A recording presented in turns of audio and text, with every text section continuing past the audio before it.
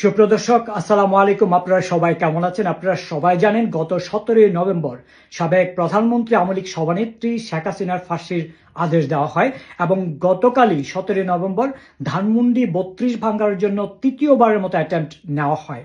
যারা আন্দোলন করেছেন ধানমন্ডি 32 ভাঙার জন্য এমন একজন মানুষের সাথে আমি কথা বলেছি। আমি তাকে প্রশ্ন করেছিলাম, ধানমন্ডি 32 নাম্বার কেন আপনারা ভাঙতে চাচ্ছেন? তিনি জবাব দিয়েছে, গত 15-16 বছর আওয়ামী লীগ সরকার মানুষের উপর যে জুলুম অত্যাচার গুম খুন করেছে সেটার প্রতিবাদ স্বরূপ ধানমন্ডি 32 নাম্বার ভাঙতে চাচ্ছেন তারা। আমি তাকে জিজ্ঞেস করলাম, আচ্ছা গত 15-16 বছরে আপনি কি কোনো প্রমাণ দেখাতে পারবেন শেখ হাসিনা বা আওয়ামী লীগ ধানমন্ডি 32 নম্বরে কোনো ধরনের সমাবেশ করেছে, কোনো মিটিং করেছে, যেখানে বসে পরিকল্পনা করেছে মানুষের উপরে কিভাবে জুলুম অত্যাচার করা যায়? তিনি বলছেন না। আচ্ছা গত 15-16 বছরে কি 15-16 দিন শেখ হাসিনা বা তার পরিবার ধানমন্ডি 32 নম্বরে থেকেছে? তিনি বলছেন না। আচ্ছা ধানমন্ডি 32 নম্বরে আওয়ামী লীগের কোনো কার্যক্রম বা কোনো মিটিং হয়েছে যেখান থেকে রাষ্ট্রবিরোধী বা সাধারণ জনগণের উপরে গুমকুন করা হবে এমন ধরনের পরিকল্পনা? তিনি বলছেন না। আমি বলছি ধানমন্ডি 32 নম্বর বর্তমানে কি অবস্থা আছে? বলছে এটা জাদুঘর।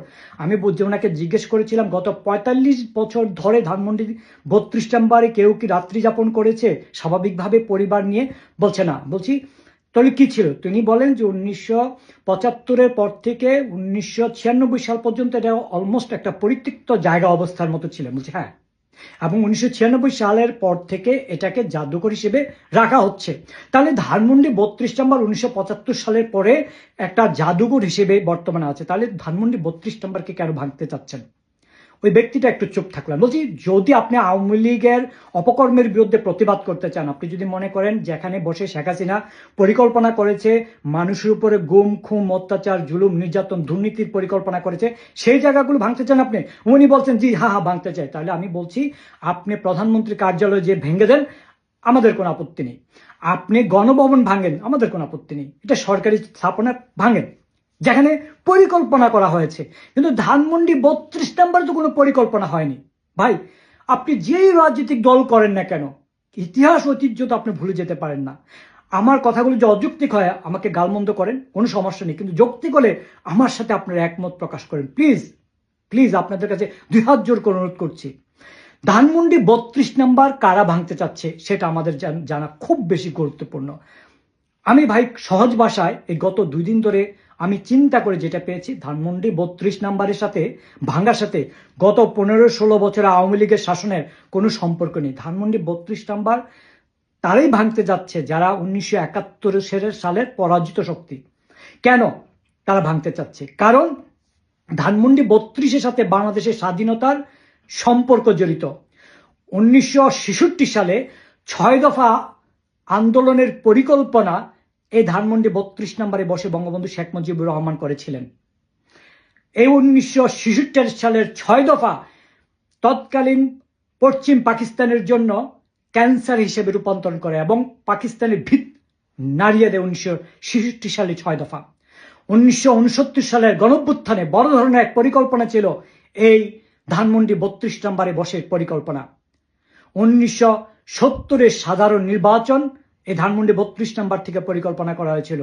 1971 সালে স্বাধীনতার যুদ্ধে কিভাবে হবে, কিভাবে মুক্তিযুদ্ধ সম্পাদিত হবে, কিভাবে বাংলাদেশ একটি স্বাধীন রাষ্ট্র হবে, এটার পরিকল্পনা ধানমন্ডি 32 নম্বর থেকে করা হয়েছিল। অর্থাৎ 1945 সাল থেকে 1971 সাল পর্যন্ত এই দীর্ঘ সময়ে ধানমন্ডি 32 নম্বর থেকে পরিকল্পনা করা হয়েছিল বাংলাদেশকে স্বাধীন একটি সার্বভৌমত্ব রাষ্ট্র হিসেবে বঙ্গবন্ধু শেখ মুজিবুর রহমান থেকে শুরু করে বাংলাদেশের তৎকালীন 7 কোটি মানুষ অংশগ্রহণ করেছিল। যারা পরাজিত শক্তি এই ইতিহাসগুলো মুছে দিতে চায় ধানমন্ডি 32 নম্বর ভেঙে, তারা প্রমাণ করে দিতে চায় যে 1971 সালে কিছুই ঘটেনি। এখন অনেকেই বলেন যে ভাই 1971-এর স্বাধীনতা যুদ্ধের পর থেকে 1975 সাল পর্যন্ত বঙ্গবন্ধু শেখ মুজিবুর রহমান কিছু ভুল করেছেন। ভাই আমি স্বীকার করছি তিনি মানুষ ছিলেন, ভুল করেছেন। কিন্তু 1971 থেকে 75-এ 4-5 বছরের কথাগুলি আপনাদের মনে থাকলো, কিন্তু তিনি যে জীবন যৌবনের 15টি বছর কারাগারে ছিলেন, বিভিন্নভাবে নির্যাতন নির্যাতনের শিকার হয়েছিলেন, 30 লক্ষ মানুষ শহীদ হয়েছিল, 2 লক্ষ মা বোন ইজ্জত হারা হয়েছিল, বাংলাদেশকে একবারে জ্বালিয়ে পুড়িয়ে ছারকার করে দিয়েছিল পশ্চিম পাকিস্তানিরা, সেটা ভুলে গেছেন?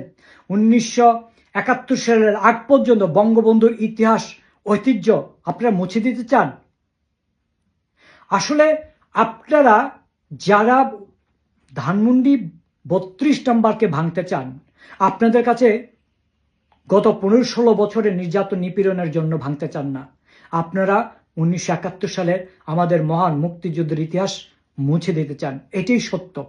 আমাকে অনেকে গালমন্দ করবেন, বট বাইনে আসবে এবং কিছু অন্ধভক্ত আসবে, গালমন্দ করবেন, আপনাদের ব্যাপার। 2 জন মানুষ বিদেশে বসে এই ধানমন্ডি 32 ভাঙার জন্য 2 দিন পর পুরস্কারই দেয়।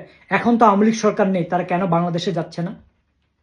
কেন বাংলাদেশে যে বাংলাদেশে হাল ধরছে না?